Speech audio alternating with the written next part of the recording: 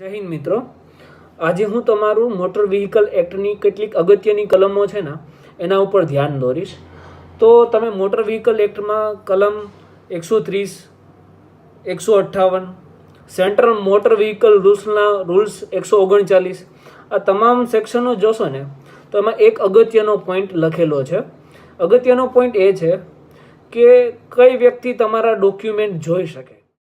તો એ તમામ સેક્શનમાં લખેલું છે કે પોલીસ ઓફિસર ઇન યુનિફોર્મ શબ્દ તમામ સેક્શનમાં વાપરેલો છે.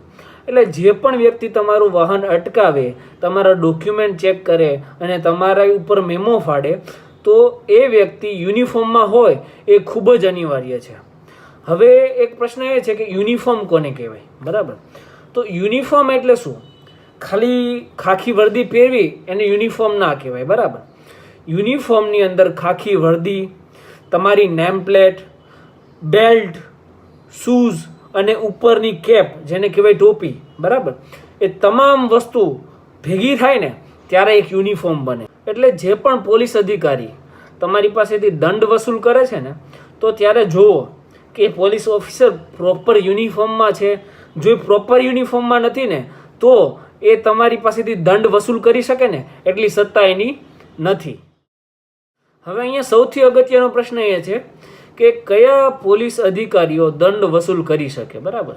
તો તમે સીટ બેલ્ટ ના પહેર્યો હોય, બરાબર, હેલ્મેટ ના પહેર્યું હોય, રોંગ સાઈડમાં ગાડી ચલાવતા હોય, ટ્રિપલ સવારીમાં ગાડી ચલાવતા હોય, વગેરે વગેરે, બરાબર? તો એ તમામ વસ્તુઓ માટે દંડ લેવાની સત્તા છે ને એ પોલીસમાં હેડ કોન્સ્ટેબલ કે તેથી ઉપરી અધિકારીઓ, બરાબર, અથવા આસિસ્ટન્ટ મોટર વાહન ઇન્સ્પેક્ટર કે તેથી ઉપરી અધિકારી, બરાબર?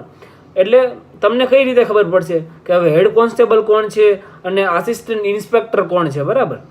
તો તમે વર્દી જોશો ને પોલીસ અધિકારીની તો અહીંયા 1 સ્ટાર હોય તો એનો મતલબ છે આસિસ્ટન્ટ ઇન્સ્પેક્ટર છે, 2 સ્ટાર છે એટલે પીએસઆઈ છે, 3 સ્ટાર છે એટલે પીઆઈ છે, બરાબર? હવે હેડ કોન્સ્ટેબલ છે કે કઈ રીતે ખબર પડે? તો જો અહીંયા શોલ્ડર પર રેડ કલરની 3 લાઈન હોય ને, બરાબર, તો એ હેડ કોન્સ્ટેબલ કહેવાય, બરાબર છે? અને એ અહીંયા જે એમની નેમ પ્લેટ હોય ને એમાં બી એમની જે પોસ્ટ હોય ને એ લખેલી હોય કે આસિસ્ટન્ટ ઇન્સ્પેક્ટર છે, પીઆઈ છે, પીએસઆઈ છે કે હેડ કોન્સ્ટેબલ છે, બરાબર? એટલે દંડ વસૂલ કરવાની સત્તા હેડ કોન્સ્ટેબલ કે તેથી ઉપરી અધિકારીઓને છે. કોન્સ્ટેબલને દંડ વસૂલ કરવાની સત્તા નથી. એટલે જ્યારે પણ તમને પોલીસ દ્વારા અટકાવવામાં આવે ને રસ્તા પર, બરાબર, ત્યારે જો કે એની સત્તા છે કે નહીં, બરાબર? જો એ હેડ કોન્સ્ટેબલ કે તેથી ઉપરી અધિકારી નથી, બરાબર, તો એ તમારી પાસેથી 1 રૂપિયો પણ દંડ લઈ શકે નહીં.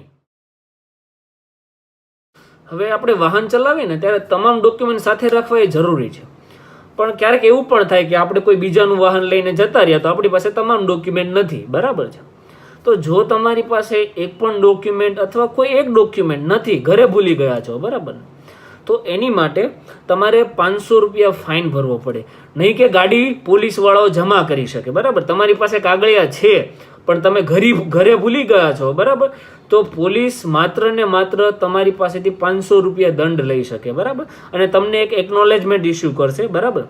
એ એકનોલેજમેન્ટ ઇસ્યુ થાય એના 15 દિવસમાં તમે જાતે રૂબરૂ જઈને અથવા પોસ્ટ દ્વારા તમામ કાગળિયા જે તે પોલીસ અધિકારીએ કાગળિયા માંગ્યા છે એને મોકલાઈ શકો, બરાબર?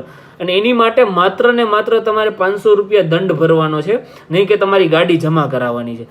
સેન્ટ્રલ મોટર વ્હીકલ રૂલ્સ 139માં ક્લિયર કટ એવું લખેલું છે કે જ્યારે પણ કોઈ પોલીસ ઓફિસર ઇન યુનિફોર્મ તમારી પાસે ડોક્યુમેન્ટ માંગે અને તમે એ ડોક્યુમેન્ટ કોઈ સંજોગોવશ ઘરે ભૂલી ગયા છો અથવા કોઈ જગ્યાએ રહી ગયા છે, બરાબર, તો એની માટે તમારે 500 રૂપિયા ફાઇન ભરવાનો છે. અને 15 દિવસની અંદર તમે એ જે તે પોલીસ અધિકારીને ડોક્યુમેન્ટ રૂબરૂ જઈને અથવા પોસ્ટ દ્વારા મોકલાઈ શકો. એની માટે તમારી ગાડી જમા થઈ શકે નહીં. હવે પોલીસ અધિકારીઓ વાહન ક્યારે જમા લઈ શકે? તો મોટર વ્હીકલ એક્ટની સેક્શન 207 જોશો ને તો એમાં લખેલું જ છે ગાડી ક્યારે જમા થાય.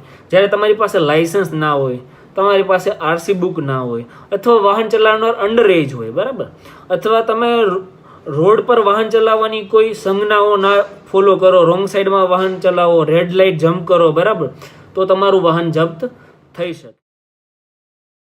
હવે સેક્શન 207માં જે બી વાહન જપ્ત થયો છે ને, બરાબર, એને છોડવાની સત્તા, એ વાહનને રિલીઝ કરવાની સત્તા આરટીઓને આપવામાં આવી છે સેક્શન 207 સબસેક્શન 2 ની અંદર, બરાબર, મોટર વ્હીકલ એક્ટમાં. હવે ટ્રાફિક પોલીસ અને આરટીઓ બંને અલગ અલગ સંસ્થા છે, બરાબર. એટલે ભલે મેમામાં લખેલું છે કે ભાઈ લાયસન્સ નથી, આરસી બુક નથી, વીમો નથી, બરાબર, પણ તમે જો આરટીઓમાં જઈ અને તમારું લાયસન્સ, વીમો, આરસી બુક આ બધી વસ્તુ બતાવશો ને તો એ માટે તમારી ઉપર કોઈ પણ ફાઇન લેવામાં આવશે નહીં, બરાબર. તમે જે પણ ગુનો કર્યો હોય, કે માની લો તમે હેલ્મેટ નથી પહેર્યું, અથવા રોંગ સાઈડમાં ગાડી ચલાવતા, અથવા 3 સવારીમાં ગાડી ચલાવતા હતા, જે મેમાં પર લખ્યું છે, બરાબર, માત્ર ને માત્ર તમારે એની માટે જ ફાઇન ભરવો પડશે. બીજો કોઈ પણ ફાઇન તમારે આરટીઓમાં ભરવાનો નહીં થાય. એટલે જો તમારી પાસે બધા ડોક્યુમેન્ટ છે, તેમ છતાં તમારી ગાડી પોલીસ દ્વારા જપ્ત કરવામાં આવે ને, તો આરટીઓ જઈ તમામ ડોક્યુમેન્ટ બતાવીને તમે ગાડી આરામથી છોડાઈ શકો. તમારી પાસેથી એના માટે એક પણ ફાઇન લેવામાં આવશે નહીં.